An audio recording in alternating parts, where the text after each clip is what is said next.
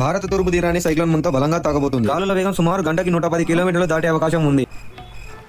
పెద్ద తుఫాన్ అన్నారు, ఇక్కడ ఒక్క ఆకు కూడా కదలట్లేదు.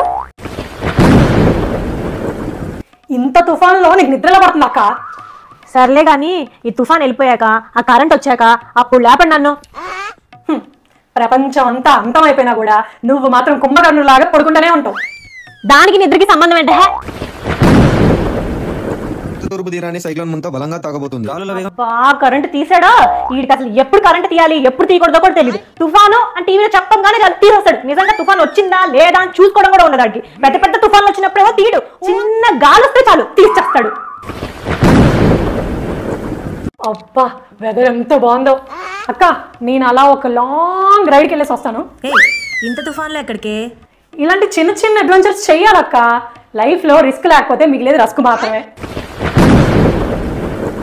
హారిక అర్జెంట్ గా బయటికి వెళ్ళి 10 పాల ప్యాకెట్లు, 10 పెరుగు ప్యాకెట్లు, బియ్యం, బిస్కెట్ ప్యాకెట్లు, మ్యాగీ ప్యాకెట్లు, గొడుగులు, ఛార్జింగ్ లైట్లు, పవర్ బ్యాంకులు, సరుకులు మొత్తం అన్ని తీసుకుని వచ్చి అర్జెంట్ గా. అదేదో మెంతు తుఫాన్ అంట, 4 రోజుల వరకు ఏమి దొరకవు బయట.